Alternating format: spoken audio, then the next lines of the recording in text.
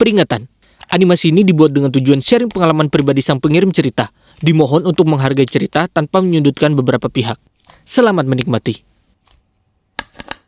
What's up bro? Ikan hiu makan ikan. Selamat siang kawan-kawan. Eits, yang nonton malam-malam selamat malam juga deh. Kenalin, gue Naila.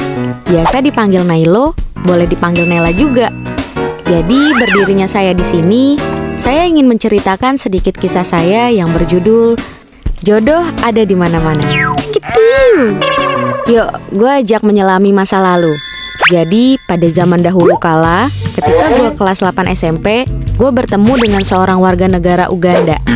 Maksudnya Indonesia. Bernama Raga, alias calon suami. Amin. Tapi bohong. Tapi please aminin ya guys. Jujur, gue sempet ngekerasin Raga. Tapi karena beda sekolah, gue cuman lihat dia sekali doang. Yap, kita ini beda sekolah, tapi hati gue buat dia. Sampai ketika gue naik kelas 9 dan pergaulan gue udah mulai meluas. Gue ketemulah dengan dia. Pada saat itu, gue ketemu di dekat sekolah gitu. Gue canggung banget dan gak berani buat natap dia. Tiba-tiba dia ngajak gue ngobrol.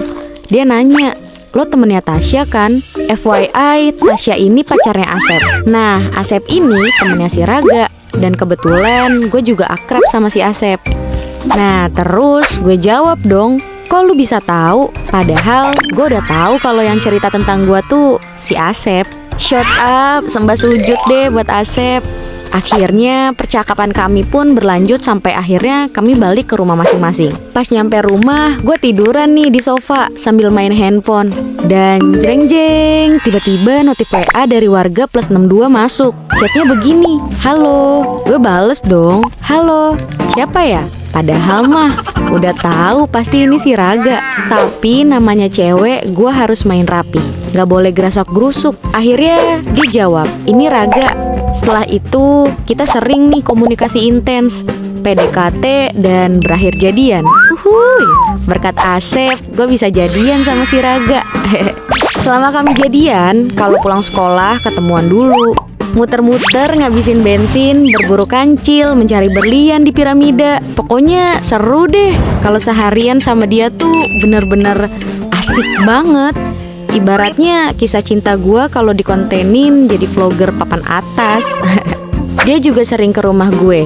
Dari ngobrolin keseharian di sekolah sampai saling curhat gimana ngeselinnya guru-guru killer kita. Sampai akhirnya malam itu tiba. Gak ada angin, gak ada hujan. Dia minta foto gue.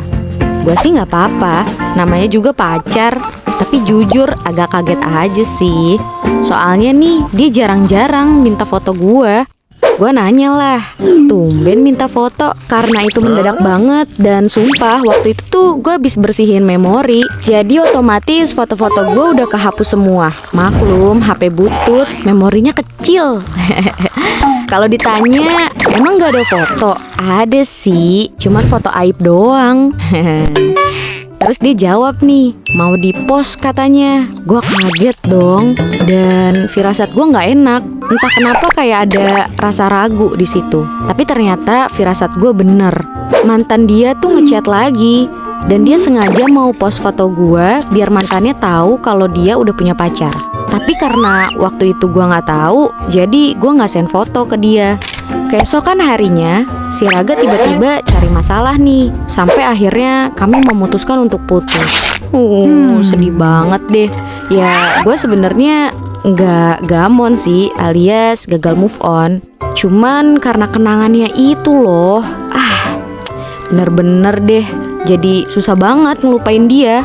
Dan hari-hari gue dipenuhin dengan gamon.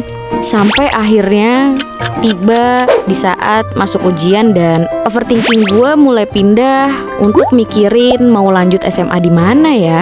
Jadi gue udah gak overthinkingin Raga lagi. Nah, keluarga gue mutusin nyekolahin gue di luar kota karena keluarga gue juga rata-rata ada di sana. Karena libur panjang setelah ujian, gue sama si Raga gak pernah ketemu. Bener-bener gak pernah ketemu. Mungkin kurang lebih gue udah gak ketemu 3 atau 4 bulan deh. Dan karena itu gue udah gak mikirin dia lagi. Keren banget kan gue. Tibalah saatnya gue daftarin diri di SMA yang jaraknya jauh banget dari orang tua gue. Bisa PP sih sebenarnya, karena nggak jauh-jauh amat, tapi jauh juga sih kalau dilihat-lihat. Ya gitu deh pokoknya. By the way, waktu itu gue jadi tinggal sendiri gitu di kos-kosan. Karena saya anak kuat kan ya, rajin, cantik, dan mandiri gitu kan. Jadi ya gue fine-fine aja tuh jauh dari orang tua. Tapi keluarga gue juga banyak kok di daerah itu. Jadi aman lah ya kalau butuh apa-apa. Udah skip. Kita jangan ngomongin tentang keluarga gue. Well, sebulan berlalu setelah gue diterima menjadi siswa baru. Hari itu pas jam istirahat gue ke kantin. Dan kagetnya gue bertemu dengan si Raga. Gila ini dunia sesempit ini apa gue yang salah lihat? Gue berusaha tenang ya kan, karena kaget aja gitu. Kenapa ada manusia dengan wajah mirip banget sama Raga? Ini bener-bener 101% Raga banget. Tapi di situ dia gak lihat gue. Untuk memastikan, gue pergi deketin dia dengan pura-pura cuci tangan, karena kebetulan kursi yang dia dudukin di kantin tuh deket banget sama wastafel. Dan dia manggil nama gue dong. Gue auto kicep, membatu guys. Dan mikir, ini Raga beneran atau gue doang yang tiba-tiba kangen. Abis itu dia manggil nama gue yang kedua kali. Jadi gue nanya balik, Raga? Dia jawab lah, iye, siapa lagi? Di situ gue salting gak karuan. Tapi gue juga bingung kenapa dia sekolah di sini. Karena tempat kami dulu jauh banget dari sini. Gue nanya lah nih ke dia, kok lu sekolah di sini sih? Dia jawab, lah lu nggak tahu? Mama gue punya rumah di sini. Belum lama kok, pas kita masih semester 1 kelas 9. Jadinya gue lanjut SMA di sini deh, jawab dia. Gak lama ngobrol, bel masuk bunyi. Dan kami ke kelas deh. Dan di kelas gue bener-bener cuman bengong doang. Gue mikir ini kebetulan apa kami emang jodoh. Satset. Tiba-tiba hari itu udah balik aja nih. Dan kebetulan hari itu motor gue rusak. Gue kan jadi gak bawa motor tuh. Jadi gue minta tolong nebeng sama teman sekelas gue, namanya Aulia. Kebetulan dia juga alumni gue di SMP.